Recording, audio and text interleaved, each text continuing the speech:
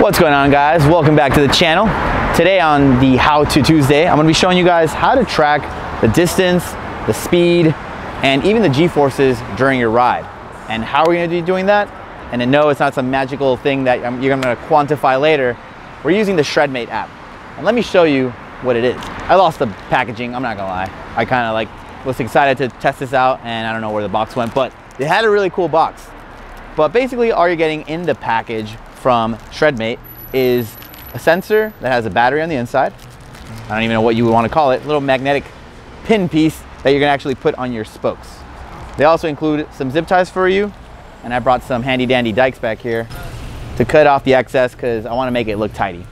The cool thing about this is it's already all black. My bike is black, and the majority of your guys' bikes are either black or have black components. So this is going to attach to the fork, and it's actually going to be pretty low key. It doesn't weigh very much, and I'm going to leave it on so I'll be able to really test this out. For today's video, we're going to keep it around the streets, but later on during the week, I'm actually going to go hill bombing and probably dirt jumping or something like that. So once this device goes on my bike, we'll be able to track a lot of cool different things, and I'll be showing you how to install it, how to read it, and what all this stuff means. 2 zip ties. You rip the other bag open.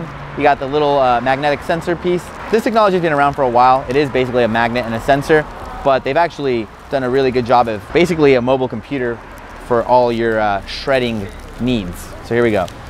I don't want to throw this away. Don't litter, kids. I'll put this in my pocket. Oh, there's a wheelie master over there. So basically this little rubber piece here goes on your fork like so. Then you apply the little shredmate device, and the shredmate words have to go to the outside. And I'm going to tilt this forward so that the actual arrow is going to go where the sensor is going to be read. That goes there. One zip tie goes this way. All right, once you zip tie the first one, the second one's a lot easier because then you're not holding it. Make sure the rubber piece is actually placed right so that it kind of doesn't shift around later on. You don't want it too tight, just snug. Second one goes here. Cool. And then I'm going to cut the excess off. And then you can kind of tuck away the little excess part of the zip tie. Okay, so now that that's on, the second piece is the actual magnetic sensor that just got stuck to the dike. That's definitely a magnet. And you want the screw part to be facing inward, and you want the magnetic piece to face the actual shredmate. And you want to place it to where it's going to be, the arrow will be underneath it. So you don't want it to be too far above, or else it's not going to read the sensor right. Little reach around action. So once it starts screwing on, pretty easy. And that's basically the hardest part, is just getting it on. The rest is pretty easy. And now all you gotta do is get your handy dandy app. So go to the App Store or the Play Store, whatever it is that you use, download it. I obviously have already done it so that I'm saving you guys the hassle. As you can see there, that's the shredmate. Click on it. You can already see that I've already programmed one, but it's pretty easy. Connect a new shredmate. It's gonna start looking for a sensor. It's not going to turn on until you actually spin the wheel and make the sensor work. So you can just lift it up. Obviously it's already found mine. It says Alfredo's BMX, so it's been paired, so I don't have to pair it again. But if you haven't paired it yet, you would see it pop up there, hit pair. It's pretty easy. Now that it's on, all you gotta do is connect it, click it, you can rename it. Then you have to pick what wheelbase you have. I'm riding a 20-inch. This is a little outdated because they have a 20.175 tire. Most BMX bikes now come with a 20.2 and above, up to even 4, but that's not going to change too much. You can also do 24, 26, 27, 29, so these are all the 700cc wheels and whatnot, but we're just going to stick to BMX, so 20.75. Save it. Oh, also, one more thing I can add, you can change the calibrations. You can also change if you want it to be in metric, the imperial system. But once you're there, I'll show you guys real quickly what I've already done. This is the metric system. I'll probably change it to the imperial system in a minute. But as you can see, it says I've ridden 1.2 kilometers at an average speed at 4.8 kilometers per hour. My max jump air time was 0.38 seconds, and my max G-forces was 2.5 Gs. Now, for those of you guys who don't know what a G is, I'll break it down very simply. There might be a couple of little things that I'm overlooking or not talking about, but this is just for the simplicity of this conversation. If I weigh 100 pounds, that's my walking G, so there's 1 G-force on me. Now, when you do a cool trick like a big bunny hop or a 360 or a backflip, when you're in the air, there's gonna be pressure that's gonna be applied to you because you're removing pressure from the actual surface. So if you're in the air at 100 pounds and you're doing a backflip, that could be about 2 Gs, and that means that you literally are weighing 200 pounds. as you climb up and you're like in an airplane and you're like diving down, that could be 4 or 5 up to like 9 Gs. So that means that it's 9 times your G. So that would be 900 pounds if you weighed 100 pounds.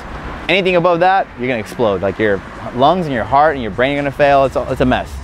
Luckily, I don't jump that high, so I'll be safe. But you know, jumping like a little road gap, I might hit 2.5 Gs. So that's about 250 pounds traveling in the air. And this actually measures all that cool stuff. So, you know, something to keep in mind. Once you're doing all this stuff, they actually have like little goals that you can hit, different sensors you can add. So if you want to have multiple bikes, multiple sensors or anything. But just again, for the simplicity, let's go shred now. And that's how you start with Alfredo's BMX. So this starts a new little track. So I'm just gonna go pedal around real quick, hit a couple bunny hops and see what it does. I'll probably grind this rail even though it's like locked up, but we'll see how it goes. All right, the cool thing about this is, again, it's not very cumbersome. It doesn't weigh anything. It's not like super ugly. It's pretty low key. So I'm just gonna like ride around, hit a couple bunny hops, maybe grind the rail, see what it does, you know? All right, somebody knows how to bunny hop. That's what Chris Long just said. Come around, I'm gonna grind this rail. How it really knows all this stuff, I don't really know, but it'd be cool to find out later. I didn't die. Whoa, collision. So this is not the safest place to do this, but anyways, yeah, so I'll also try to go fast too to see like if it tracks how fast I'm going. Oh, but there's a red light. No, it's green. Oh, almost crashed into everybody. All right, so let's check what I did. So according to this, then let me change it to like American, aka Imperial. Where are our settings? Here we go. All right, so we're in Imperial settings now versus metric. So I did 1/10 of a mile. Average speed was 6.6 miles per hour. That doesn't mean that was my fastest. I just averaged it out. Half a second of jump time with a max G-force of 2.3 Gs. But then I guess it's adding up to my total. So it says that I've already ridden like 3/4 of a mile. And that kind of makes sense, I guess. You can set your goals and different things like that. I haven't started messing with that yet, but I will later this week. So I jumped something earlier. It was a little bigger at 2.7 Gs. But we're about to go and jump something even bigger and see if that'll like really change these G-forces. I should also mention, make sure to visit onsomeshit.com, check out some of the new merch. We got all this good stuff, so onsomeshit.com, go.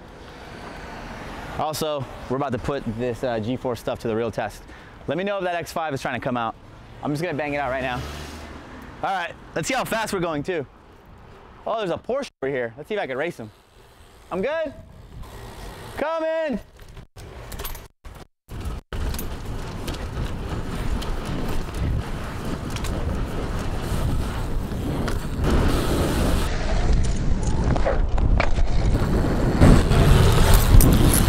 Oh, dang, hot man. Oh, sorry. Hurt my ass. Oh, my tire ate my ass. I think I ripped my underwear. All right, that worked. All right, G-forces, I got you. All right, well, hopefully you guys enjoyed the little tutorial. And if you guys want to find out more about shredmate, visit their website, shredmate.co.uk. And if you want to get one of these suckers and you want to get a discount from your boys, hit promo code OSS10. You'll save 10% and it'll put 10 cents in my pocket. So that's gonna make me obviously super wealthy. Check out this person. Hey, thank you. Anyways, yeah, make sure to like, share, comment, and subscribe. And yeah, later on this week, I'll be doing another video where I'll be hill bombing and using this to its full potential. But for now, I'm showing you guys how to install it and mess with it. So yeah, shredmate.co.uk. I'm out. All right. We need a bike or a bird.